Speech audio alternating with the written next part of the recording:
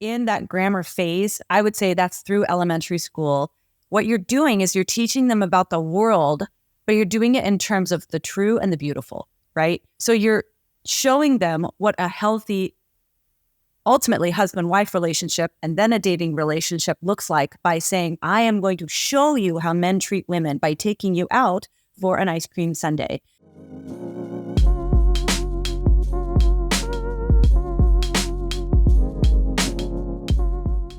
Well, welcome to the Maven Parent Podcast, and we have a couple of very special guests today. We are talking with Ryan and Katy Faust. Ryan is the senior pastor at Grace Church, West Seattle, and Katy is the president of Them Before Us, which is a global movement defending children's rights to their mother and father. And she's also the author of a book by the same name. And Ryan and Katy are parents to 4 children. And so welcome, Faust. We are glad to have you guys. Glad to be here. Okay, so before actually we jump in, I want you guys to tell the ages and stages of your kids right now. You have 4 kids, so tell us kind of where you're at in parenting right now. So we have 4 children. The youngest is 13. His name is Ben. And then Joshua's 15, and Miriam is 17, and Michaela, she's 20. She's in college.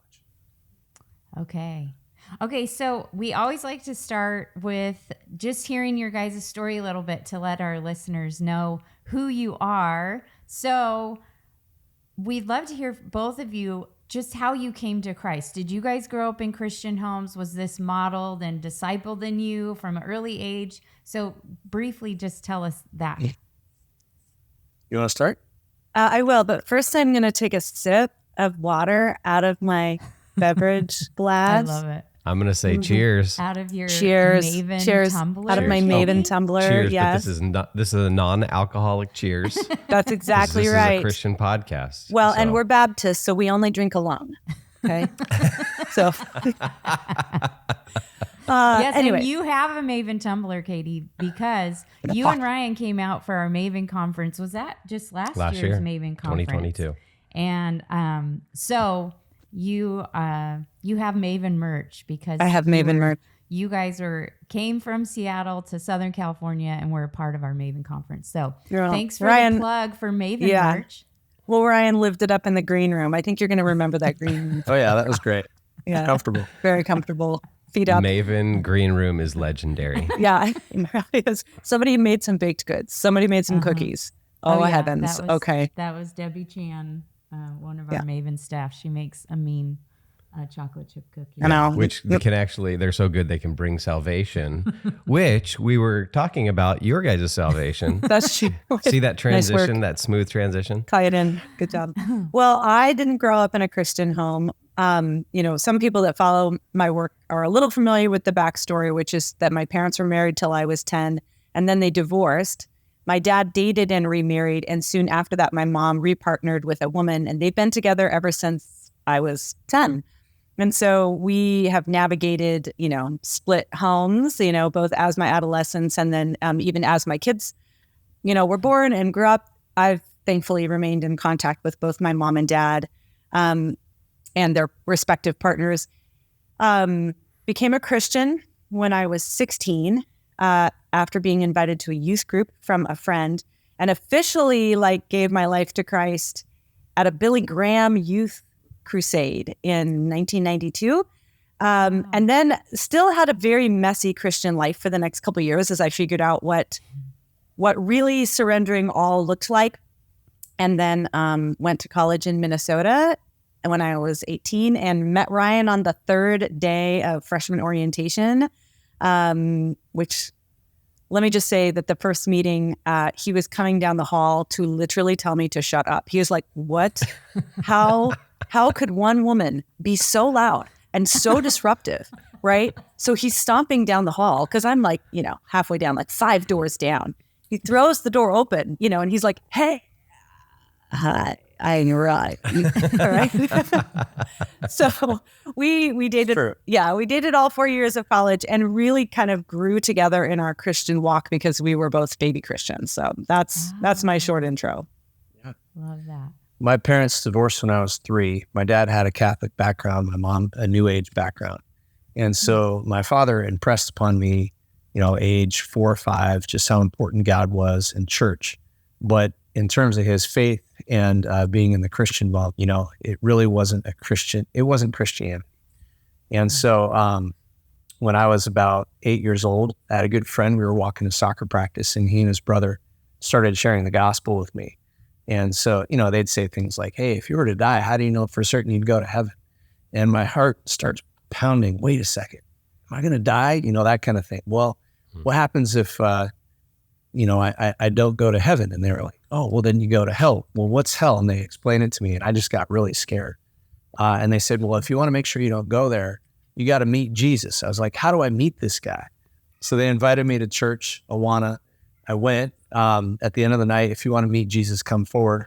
They said, bow your head and close your eyes. And I was like, why? Is he going to jump out of a closet? I literally thought Jesus was going to be there. We were Just kind of nice. We were unchurched people. Let's just put Yeah. Yeah. So the next day with my friends, I was walking to their house, and they said, hey, we saw you went forward to meet Jesus last night. I said, yeah, there's just one thing. He never showed up. And so then they say, oh, well, that's because he died 2,000 years ago. I was like, wait a second. If he died, how am I supposed to meet this guy?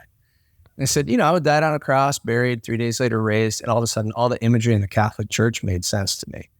Mm-hmm. And so I just kept going to Awana and youth group with that family. And they really nurtured my faith. When I was 16, my mom died in a car accident. And so I moved away from, my youth group, my church, up to live with my dad in a different city. And that was really hard. And so that was kind of a crossroads. Like, do I really believe this? And spent the next couple of years really searching, kind of walked away for a while. But when I was about 18 years old, God just really grabbed my heart. Just feeling, distant from the Lord. My mom wasn't there to see me graduate, that kind of thing. And I remember driving my car going about 80 miles an hour across a dam and thinking, who would care if I died? And then I got home at like 2 a.m. and my dad couldn't help me. Nobody could help me. So I just threw my face into a pillow and screamed, God, if you're real, show yourself to me and I'll devote my life to you. And the next morning, I saw the most beautiful sunrise I'd ever seen. We were up in the mountains of Colorado. So there's a reservoir. And so, beautiful clouds and every color you can imagine for a sunrise. And I thought, okay, that's a good sign. It's pointing towards God's existence. 2 hours later, I got a phone call from my friend who in second grade had shared Christ with me. And he said, hey, I was praying last night and I felt like God was saying that you're struggling. What's going on? And I was like, that's it. God spoke. I believe. And so ever since then, I've been devoted. Wow. That's great. When you're talking about your understanding or, people sharing with you about Christ when you're in elementary, and it just made me think about some of the Christian language that we use. And especially as we are in this, increasingly secular age, we've got to think through that. But kind of the secular context is what we want to talk about, in particular, in relation to raising kids and particularly educating kids. Now, Katy, you last year, 2022, wrote an article on the Federalist. It was entitled, How to Raise Sane Kids When Leaving Public Schools is Not an Easy Option. And so you indicate in the article, your kids are in public school. So tell us a little bit about your guys' journey with your kids and education, and maybe you can start with your oldest, the first one to go into school. When they're always our guinea pigs, our oldest kids. Yeah, that's true. Let's try this. They're our guinea pigs, and we need to invest thousands of dollars in therapy. They definitely with each one of the oldest. But yeah, so your oldest is your daughter, correct? Mm-hmm. And so when she's ready to start school, what's the process you guys are going through to think about her education? There's no way that I was going to put her in public school. And I think I was operating a lot out of fear, but hearing what they were teaching in the school district we were in at the time. And so just really apprehensive. And then someone basically said, hey, here's a classic Christian academy. We'll pay for your daughter's kindergarten year. And so we chose to, send her there, and it was great. And at that time, we made a transition from one city to another, and we were living in Katy's mom's basement. And so more than half of first grade, our daughter wasn't in school. But what she had learned, as a kindergartner at this classic Christian academy was enough to have her be advanced, so that when we did finally move to Seattle and she went to a Christian school here, she was ahead of the other kids, which was amazing.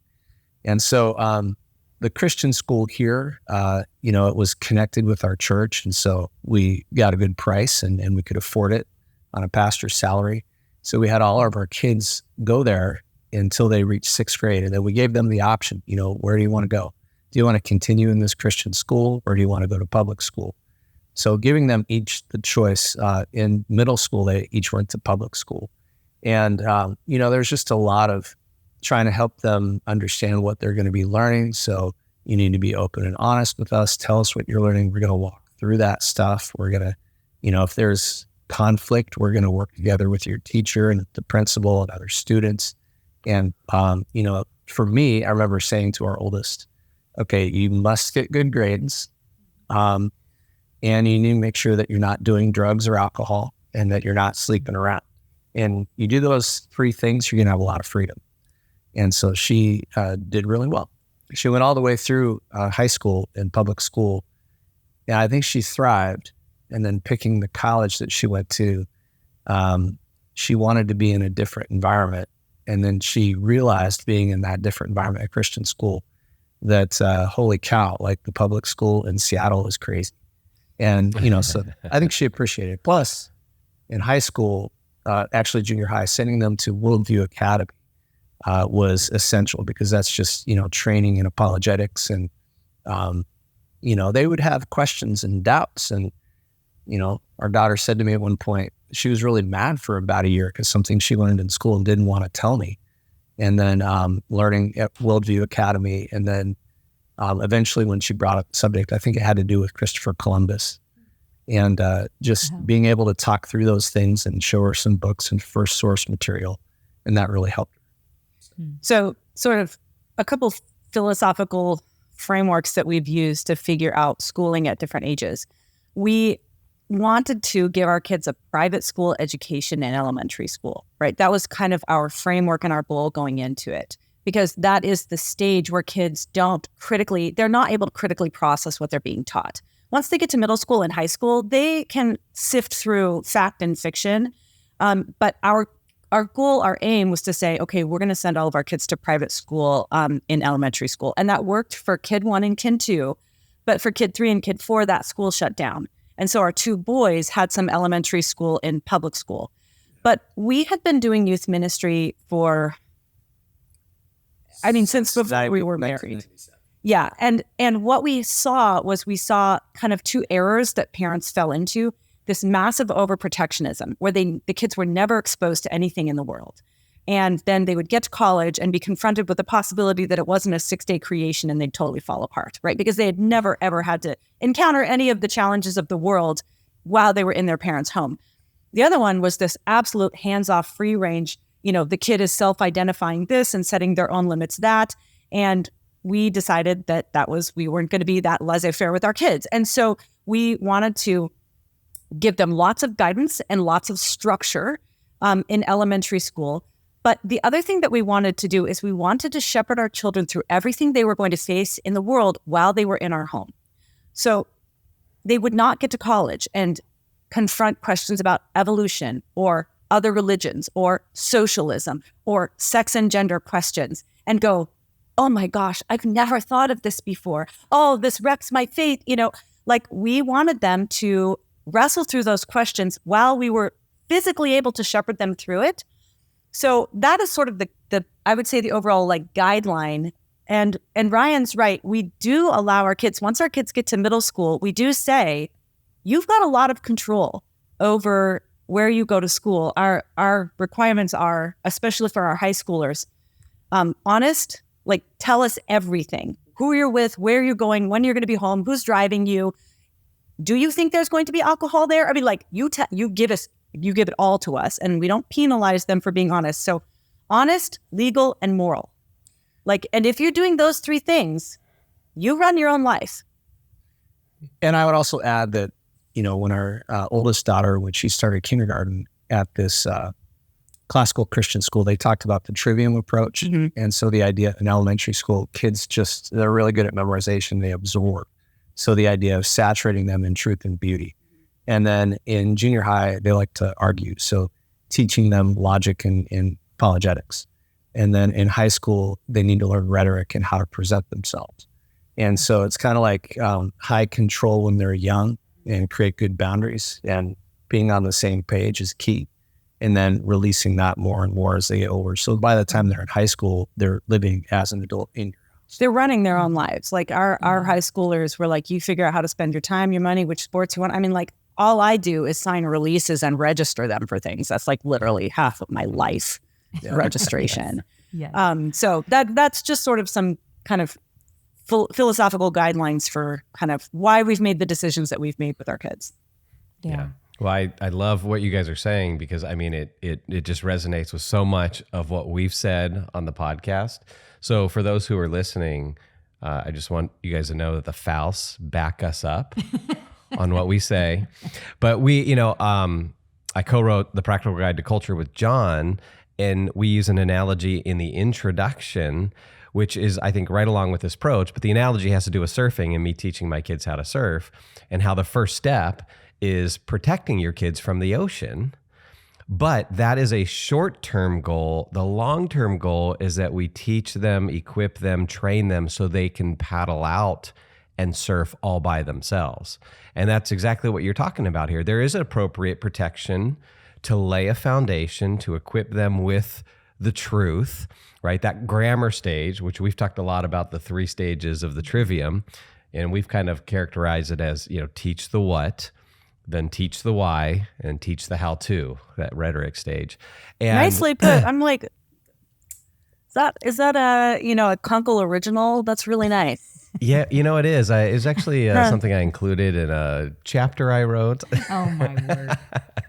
No, that's really good. But it's because that was part of, when we were thinking through education and kind of stumbling upon classical education and just saying, hey, this 3-part process of training the mind really seems to fit with reality and the stages that our kids are at. So I just want to affirm you guys. You agree with us, so I just want to affirm you. And let's close in prayer. Well, I think Ryan, when you listed those 3 things, get good grades, don't do drugs and alcohol, and don't sleep around. Underneath all those are values, right? That you're holding as parents. And yeah, when we started in our education journey, we weren't so thoughtful. We just, our oldest, our guinea pig, just signed her up for school, and it's just what you did public school, and that's what I had never done, private school, and it was what you did. But then as we've grown as parents, we started to put a little more thought into it. But what you described is a very intentional approach with your kids. Well, first and foremost, of you guys just being upfront and having conversations with them.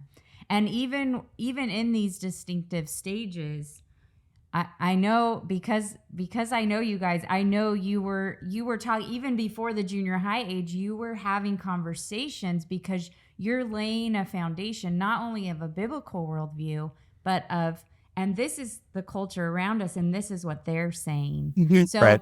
I'm curious if you could, for parents, maybe describe how even at a young age you guys started to talk to your kids. They were in a Christian private school, or your younger boys maybe were already starting to go to public school.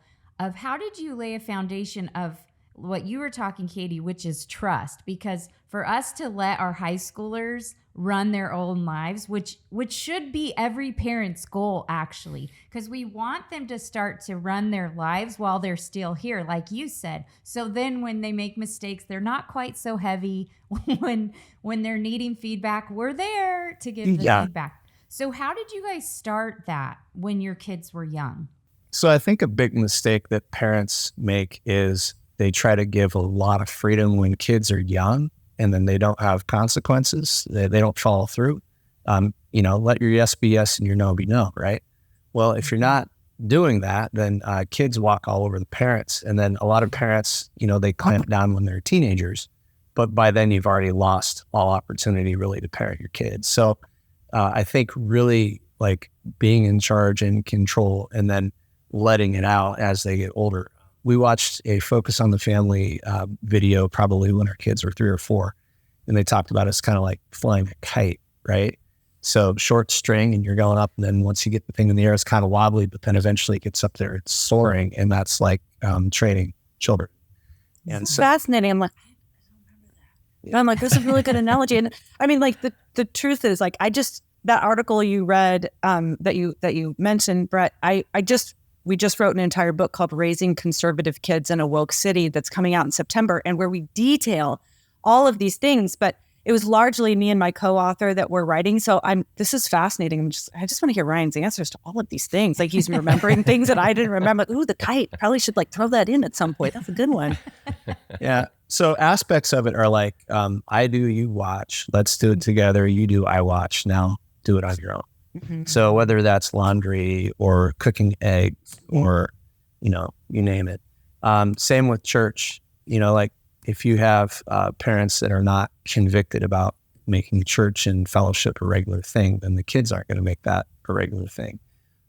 Parents being together on the same page, the worst thing you can do is argue about something in front of the kids, and then kids start playing mom against dad and that kind of thing.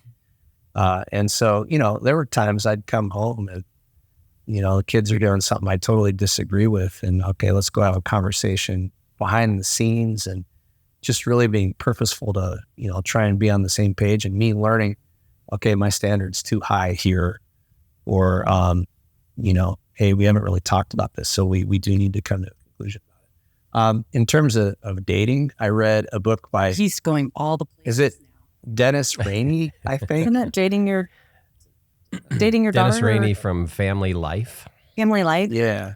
So interviewing your daughter's date or something like that.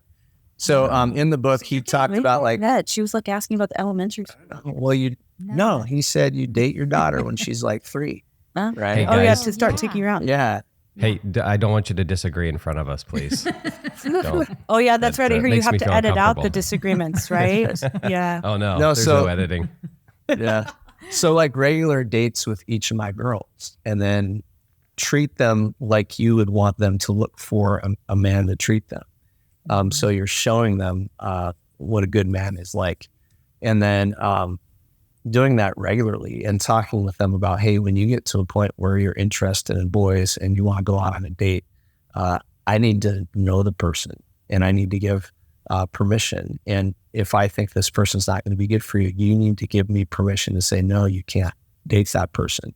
And then, when's a good time to start dating? Well, when they're 5 or 6, I mean, what does that even mean? But when they're, 10 or 11 and they start asking that question, well, when could I potentially start dating? And so just making sure we're on the same page about that as well. Well, But it really trained them for what to look for. And for the most part, I think they've done a good job. so I think that's a good example, Aaron, your question of how do you do that in the early years? The dating thing is actually a very good example of, in that grammar phase, I would say that's through elementary school. What you're doing is you're teaching them about the world, but you're doing it in terms of the true and the beautiful, right? Mm-hmm. So you're showing them what a healthy, ultimately husband-wife relationship and then a dating relationship looks like by saying, I am going to show you how men treat women by taking you out for an ice cream sundae. And, you do that with every controversial topic. This is how men and women are different. Notice that mommies and daddies go to the same room at night, but, somebody who's boyfriend and girlfriend, they go to different rooms at night when you have people staying over or whatever. But you are training them in the good, the true, and the beautiful, and largely filtering out the damaging and the distorted ideas of the world in those elementary school years. And there's this quote, D.L. Moody said, you don't know how crooked a stick is until you lay a straight stick next to it.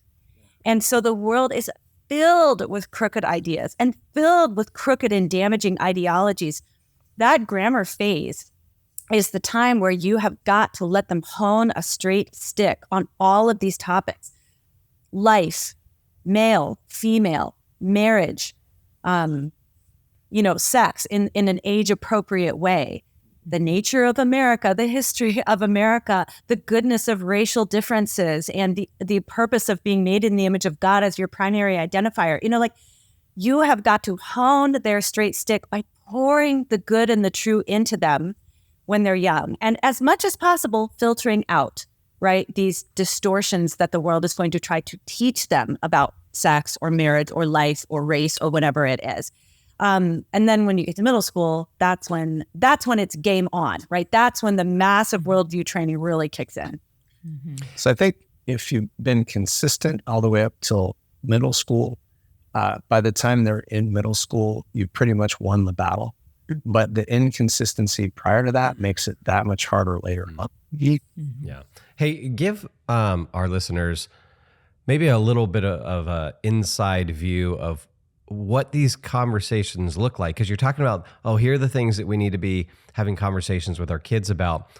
What does that look like in the Faust home? Is that like, okay, sit down at the table, kids. We have a formal presentation here on gender and sex. I mean, obviously I'm being facetious here, but if we were able to look into the Faust home, how do these conversations happen? How are you intentional? How are you proactive? How are you reactive? What does that look like for your family? Well, I heard a guy named Brent Kunkle one time say, Did you just call me Brent or did you say Brett? I don't know. Okay. Like sometimes it trips me up and I have to stop like mid-syllable and say, where am I going with this? Right, Brett? I heard him say, you become what you behold. And you're quoting McCullen. Is that who it is? Yeah. Oh gosh, you put me on the spot. Okay. Well, I expect you to get this by the end. The media critic, Culkin. Oh gosh, we're Isn't editing it this part out. Okay. Well, anyway, you become what you behold. So what you want, if you want your children to be confident Christians who are able to properly diagnose whether or not somebody is telling them the truth, lying to them, giving them a distorted idea of reality, putting an idol before them and calling it God, whatever it is, if you want your kids to be able to do that, they need to behold you doing that. Don't expect your children to become something that you are not demonstrating in front of them. And so there are kind of intentional conversations that we have, but I think most of what happens, especially in the early years, in those elementary school years, is they just behold you reading great books, listening to great podcasts. Like for the longest time, I would do dinner prep, and that would be the time when I would listen to the Ben Shapiro show, which he did some politics and some religion and some culture. And so they just heard what I heard. And it's a total hack. Like if you're listening to great things and reading great things and including them in what you're already doing, you don't have to like bust in there and be like, children, today we're going to talk about pornography. Like it's going to come up in what you're listening to in a healthy way. I personally recommend listening to the Breakpoint podcast every morning out loud whenever possible. I did that with the kids when they were young. And then all the podcasters broach the topics for you. Mm-hmm. Well, so I think what you're looking for is examples or stories. So one time, our kids in terms of like phones, right? I had heard that at the Christian school, even kids in a bathroom, like images of naked women shown. And so I went to my son and I said, "Hey, has this ever happened?" He said, "No." And I said, "Well, if this ever does happen, please just look away. Please let me know about it. I want to know these things. You're not going to get in trouble." And so then, sure enough, it happened once, and he told me about it. I think he had the right response. In terms of talking about sex, one of our kids one time said, "Hey, Mom." Oh, no. I have to tell you. Okay. Not going to say it right. Well, I'm prompting you. So go. Gosh. Well, we talk about sex in terms of good, true, and beautiful, age appropriate. Like where do babies come from? Mommies and daddies make them, and it's so awesome. But how does that happen? Well, through a special hug. You know what I mean? Like you answer very, very simply. And then if I am getting working up to it, you have to lay the foundation. So you know what I mean? And Yes.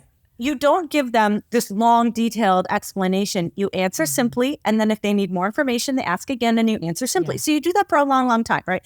So anyway, our 8-year-old son, had asked some simple questions, and I talked about how, daddy has a seed and mommy has an egg, and they come together and they make the baby in mommy's tummy.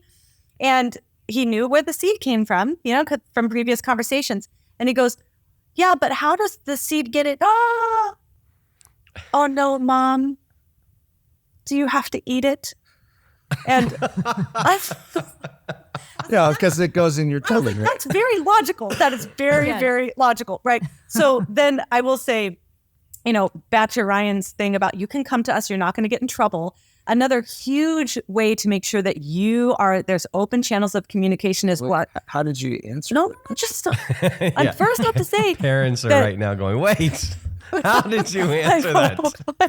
I'm wondering, how did you answer that? Yeah. No. Oh, okay. So how did I answer it? I said, I'm going to tell you, honey. And so I explained, the penis and the vagina, and they go together. And, that's something that happens with adults. That's not something that kids do. When you're married. And when you're married, I said, does that answer your question? He goes, yes, stop. Yeah, right, that is all.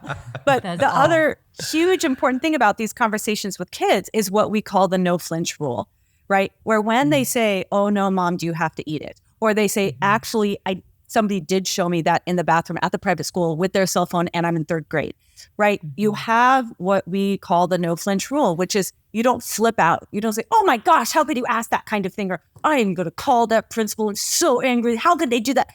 Right? You have got to, your brain says, you are kidding me. Your face says, thanks for sharing. Tell me more about that. What do you think? Because if there's a huge emotional response, which so many of the ridiculous things in the culture today deserve an emotional response. But if that comes right on the heels of your kid making a confession, bringing something to you that they feel maybe they'll get in trouble with, or they're still trying to sort out how they feel about themselves, you will erect a barrier for further communication. And what you want, if you're raising kids in America in 2023, I don't care if they're homeschool or private school or public school, the death of good parenting will be they feel like they cannot come to you when they have a big question. And so you have to remain calm in those moments, and it takes practice. And we have not done that perfectly, but you've got to remain calm because they need to come to you with those kinds of questions. And if they have to wade through your emotional freak out to get the answer they need, they'll probably just Google it in the future. And that is the exact opposite of where you want them going with their questions. Yeah. Thank you for saying you haven't done it perfectly, because we totally agree with that you have to maintain those emotions inside, let them out later with your spouse or a friend or wherever with God. I can't believe this is happening. This is not, I didn't want them to see this stuff in the bathroom at whatever it is, but to maintain that poker face of, and I remember one time my daughter saying something about how a boy had treated her at school, and I was driving and I'm gripping the steering wheel tighter and tighter because I want to say to her, like, he is trash. Don't ever go near, and I'm just on the outside, just trying to stay calm and say, well, honey, how did that make you feel when he, it is so hard what you're describing, as I know you guys know, but important that our kids, like you said, and that's the key, is like, they're not having to manage our emotions with theirs too, that we're, allowing them to talk and process with us. And then if we need to process later and let off steam later, let's do that. But we won't do it perfectly. And there are times where I've definitely had to go and apologize to the kids for, I'm sorry, I got upset. Yeah, you have definitely had to do that. I recall those times distinctly. And where I've had to say, like, I want you to talk to me, and I'm sorry I got upset. I shouldn't have gotten upset. I care about you so much. And I've had to do that. But it's so good, and I just can't emphasize enough the importance of what you guys are saying, because when they come to us and say little things as an 8-year-old, we have to manage that so that when they're 13 and when they're 16, they're like, mom can handle this. Dad can handle this. I don't know who else to talk to, or I want to talk to them. And that desire to even want to talk to us comes from how we respond on these issues. Yeah. So are there any, I'm just curious, I'm just thinking of, parents who we need to give them this larger framework. We need to lay out for them principles. We also need to help them see how those principles and, just play out practically. Are there any other practical things that you guys have done as parents where you've said, hey, this actually has worked very well? Yeah. So with each of my kids, kind of 6th or 7th grade, at least in terms of how they engage me, has been awkward. I don't know if it's like my personality or if it's because, dad represents authority and I'm going to push back. And so pretty much 6th or 7th grade has always been a tough year, right? And so Katy has spoken into my life and said, okay, just lean out, right? Give them more freedom. If it's a really big deal, then we'll be united together as we talk to the kids. But then when that continued on into high school with one of my kids, I was concerned. And I heard on a Tim Keller podcast, he was talking about, taking his teenagers out to dinner. And I thought, okay, we don't probably have time to do that. But I started taking my daughter to breakfast every Tuesday. And so, that was like the last 3 years of high school. And I felt like it was like pulling teeth sometimes, but it laid a foundation that now that she's in college, she just talks about how close she feels to me, and she calls me, when she's struggling with something, and we're really tight. And I think that foundation of care, when I felt like nothing positive was happening between us, set us up for the future. And so for each of my kids, my next daughter, when she was in high school, same thing. And then my son, when he got to high school. And so my youngest is not there yet. But I really do think that when they have that special alone one-on-one time, it might not feel productive, but they feel loved and cared for. And the more I, quote, lean out and let them talk about what they want to talk about, they just open up, which has been great. So like we, our main training time, when you're talking about worldview training, you hit the truth and beauty in elementary school. Then you introduce them to the, well, so the elementary school is straight stick. The middle school is crooked stick, right? We are going to tell you about homosexuality and abortion and socialism and the 1619 Project and critical race theory. You're going to hear about all that from us. We tell our middle schoolers, we expect you to know more about this than anyone else. We expect you to be the expert among your friend group. It is our job to teach them that because, side note, whoever gets to your kids first, they automatically consider the expert on the subject. So you get to them first. So by the time you get to high school, what Ryan was describing is your high schoolers do not need you to tell them all the things, right? And they or kind to of rescue them, or to rescue them, teachers or principals. Yeah, like they kind of are like, I have got this, back out. Yeah, back out. So they don't necessarily need heavy teaching; they need heavy connection, and that was sort of the magic that Ryan discovered when he started militantly scheduling time with every high schooler. Was they were doing a good job of running their own life. They were, maybe not listening to all the music that we loved or spending their time the way we thought that they should with every minute, but largely honest, legal, and moral, so we could back off.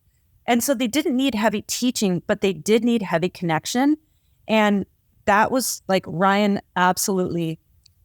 I think that all of our kids look at that time with Ryan and say, that is some of the most important time of my week. And it is, it's Ryan doesn't go into it with an agenda.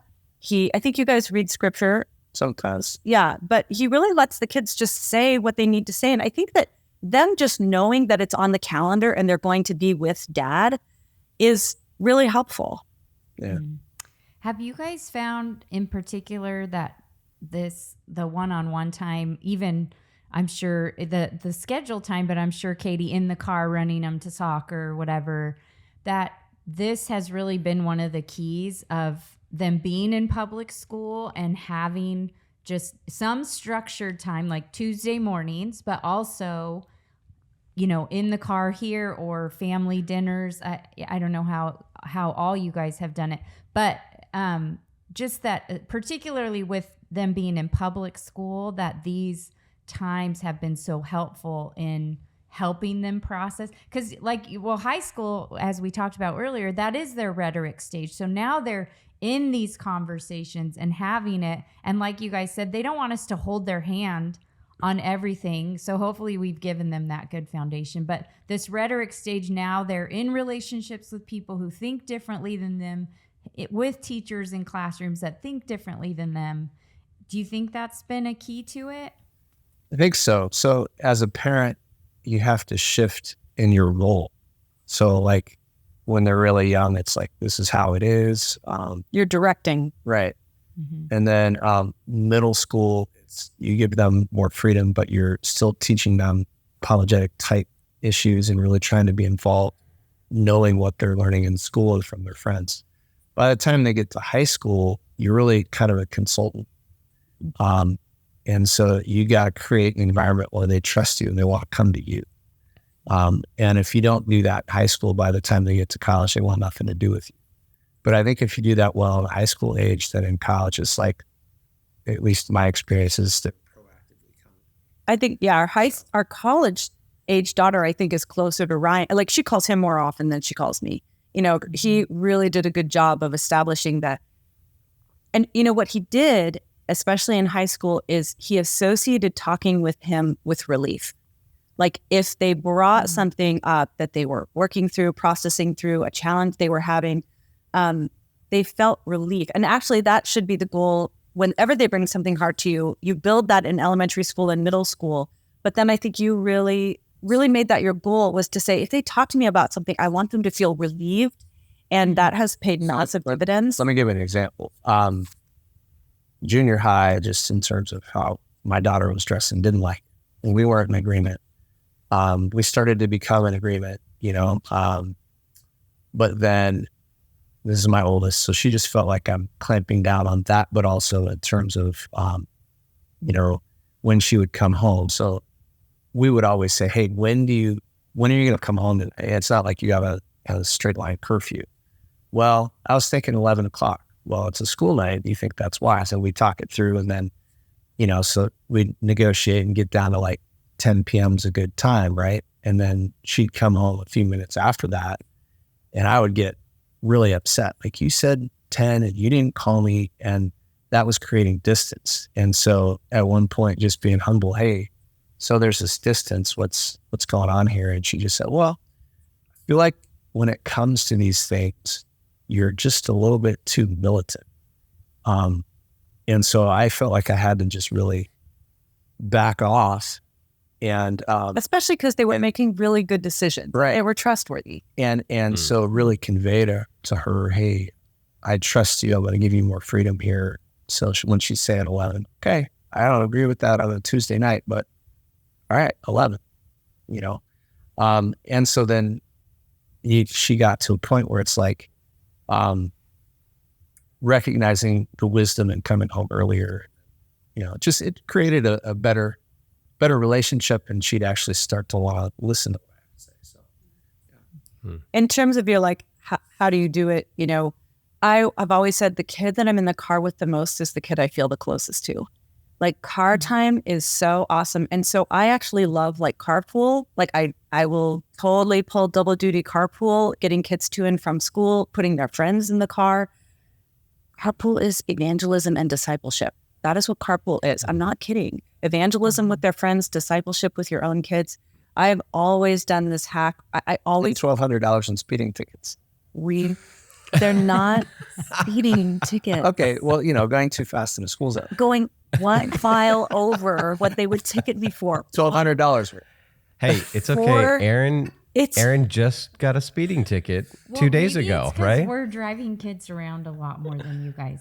It's the cameras. They sneak these cameras in way before you're actually. That's the problem. But no, carpool time. I carry my Bible with me everywhere that I go. Whenever I'm in the car with a kid, I just pull my Bible out. I drop it in their lap, and I say, "Open and read." I don't care what it is. Just open and we read together. So car time tends to also be Bible time. And it's easier in some ways. And when I have more than 15 minutes with a kid, I'll say, what do you need from God? And they'll say, oh, I'm concerned about this soccer game, or I'm frustrated with this friend, or I kind of feel like I'm not getting enough rest. I'm like, okay, great. Open the Bible and then read until God speaks. So that's great because it's a little easier to just kind of in general say, this is what I need, then look at your mom and say, I'm really having a hard time getting enough sleep. You know what I mean? She's more in the moment. I'm kind of more process oriented. And totally in the moment. Yeah, which I like parents hearing that because, God gives us each our children, and he also has made each one of us uniquely. And of course, we all have weaknesses, and as spouses, you can help each other with that. And you mentioned that, Ryan, with the tough age stages. And for me, it was when our kids started dating. That was just hard for me, mostly because I didn't do dating well. I wasn't a Christian at that time, and then ended up pregnant my senior year and became a single mom. So when my kids started to get the ages that I was making mistakes in my life, the fear was it was choking me, and so I really had to depend on Brett to help me through that. It was really hard. And then of course, when you have 5 kids, you get to do it over and over again. So that's super fun.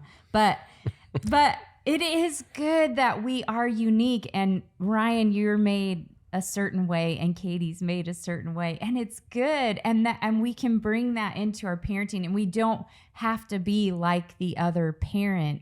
We can connect with our kids in ways that we're wired to connect, and then look at our kids and, okay, how do they connect? How can I connect with them? So I love that it's coming out through the stories, because that, I hope, is encouraging to parents that they don't have to be like Katy and they don't have to be like you, but they do have to think about how can I connect with my kids? Well, the time has flown by, and I think I'm sitting here thinking we have to, I mean, if you guys are willing, we have to do this again, because this conversation has been filled with a lot of, I think, wisdom, insight, a lot of practical stuff. I think parents are really, we're going to get a lot of good feedback on this, because you guys, yeah, like you said, you're not perfect parents, but you are doing things with wisdom, and I that's just obvious as you guys are sharing. So thank you so much. And I do want to mention Katy's forthcoming book again. You mentioned it, but it's Raising Conservative Kids in a Woke City.